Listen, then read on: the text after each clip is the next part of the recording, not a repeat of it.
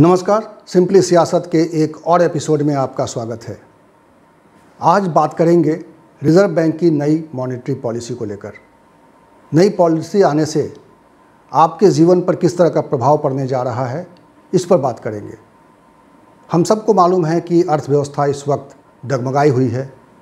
अर्थव्यवस्था की रफ्तार ठीक नहीं है, काम धंधे बंद हैं, स्लो हैं, लोगों की नौकरियां जा रही हैं। नई नौकरी मिलने की जो रफ्तार है उसमें भी सुस्ती आई है, उसके बारे में भी बात करेंगे। और इस पूरे घटनाक्रम से, इस पूरे नई पॉलिसी से हमारे आपकी ज़िंदगी पर, हमारी किस्तों पर किस तरह का असर होने वाला है या किस तरह के विकल्प हमारे पास बचे हैं, इस पर बात करेंगे। लेकिन इससे पहले कि मैं अपनी बात शुरू करूं, मैं आपसे अनुरोध करना चाहता हूं कि अगर आपने अभी तक हमारा ये चैनल सब्सक्राइब नहीं किया है तो प्लीज़ इसे सब्सक्राइब कर लीजिए और इसका बेल आइकॉन दबा दीजिए, ताकि जब भी मैं कोई नया वीडियो बनाऊं आपको इसकी जानकारी मिल जाए।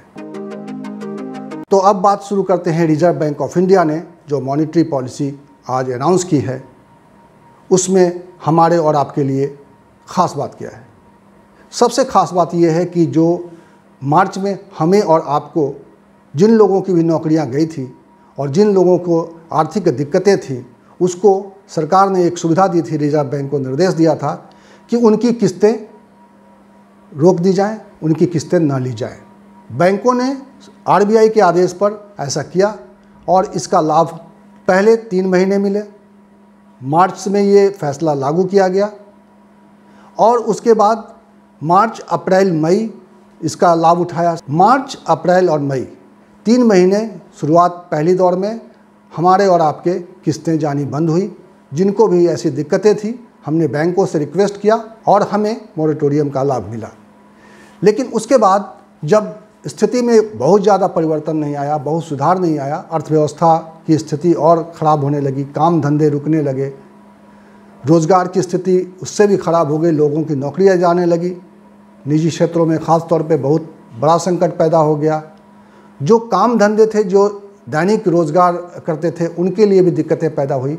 ऐसे में सरकार ये पॉलिसी लेकर आई थी और शुरुआत में 3 महीने और उसके बाद जून, जुलाई और अगस्त, अगले 3 महीने के लिए इसको बढ़ा दिया गया। लेकिन अब सितंबर महीने से इस योजना का लाभ नहीं मिल पाएगा। सितंबर से हमें और आपको सबको अपनी मासिक किस्तें, जो मकान पर हमने लिए हैं, जो कार लोन लिए हैं या अलग अलग तरह के लोन हम लोग लेते हैं अपने जीवन में, अपने काम को आसान बनाने के लिए, सारे लोन पे अब हमें कर्ज चुकाने को तैयार रहना पड़ेगा।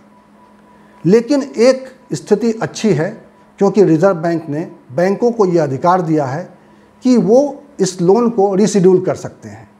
अब सवाल उठता है कि रिज़र्व बैंक ऑफ इंडिया ने ऐसा फैसला क्यों किया, जबकि स्थितियां पहले की तरह बनी हुई थी। लोगों के रोज़गार की स्थिति अच्छी नहीं है, जिनकी नौकरियां गई हैं उनकी नौकरियां अभी वापस नहीं हुई हैं। मंदी की हालत, यानी कि जो अर्थव्यवस्था में जो सुस्ती थी, जो सुस्ती आई है ख़ास तौर पे लॉकडाउन के बाद, उसके बाद से स्थिति में कोई बहुत बड़ा बदलाव नहीं आया है। लेकिन आरबीआई को ये फैसला क्यों करना पड़ा?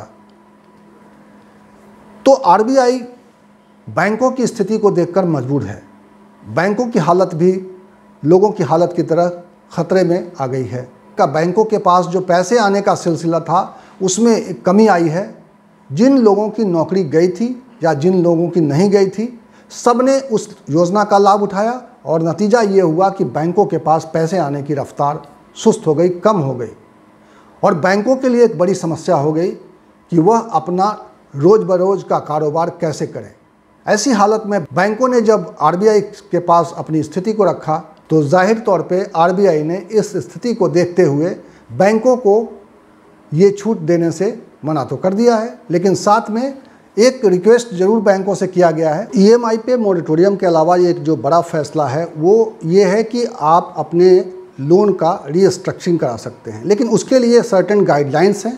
उस गाइडलाइंस के आधार पर बैंक आपके जो बकाया राशि है उसको रीस्ट्रक्चर कर सकती है, यानी नए तरीके से उसका ईएमआई बना सकती है।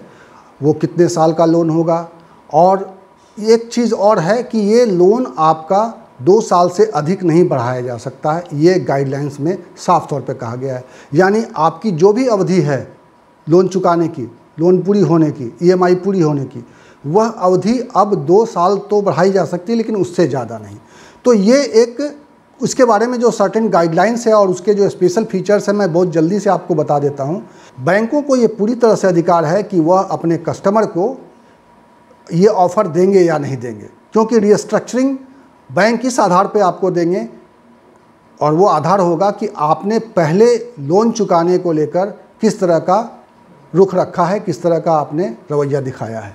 यानी आप अगर 1 मार्च तक आपने कोई अपने EMI को बकाया नहीं रखा है, डिफ़ॉल्ट नहीं हुए हैं, तो जाहिर तौर पे आपको इसका लाभ मिल सकता है। लेकिन अगर आपने बैंकों के लोन को चुकाने में किसी तरह की लापरवाही बरती है तो फिर आपको इसमें दिक्कत आ सकती है।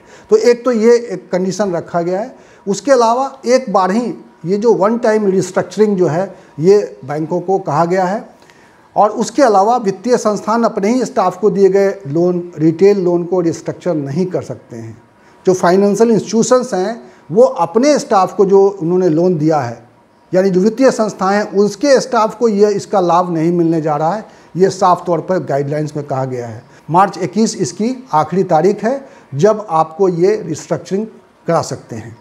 और ये रिस्ट्रक्चरिंग जो है मैंने बता दिया आपको कि 2 साल से अधिक की रिस्ट्रक्चरिंग नहीं हो सकती है, यानी जब तक आपका लोन चलने वाला था उससे 2 साल अधिक समय तक के लिए आप इसकी वापसी की तारीख तय कर सकते हैं।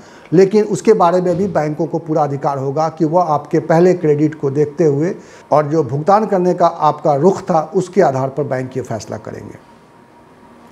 इसके अलावा जो RBI ने माइक्रो, स्मॉल और मीडियम स्केल के उद्योगों को भी वन टाइम रिस्ट्रक्चरिंग की अनुमति दी है। ये 25 करोड़ रुपए तक के बकाया कर्ज वाले EMI को ये फ़ायदा, ये स्कीम उपलब्ध होगी उनके लिए। तो ये है बैंकों का रिस्ट्रक्चरिंग और मोरेटोरियम प्लान। इसकी प्रतीक्षा हो रही थी क्योंकि बाज़ार की स्थिति अभी भी अच्छी नहीं हुई है। उद्योग धंधे, काम धंधे सब कुछ धीमी रफ्तार से चल रहे हैं। हम अनलॉक 3 में पहुंच गए हैं, लेकिन काम धंधे की जो स्थिति है हमसे और आपसे छुपी नहीं है।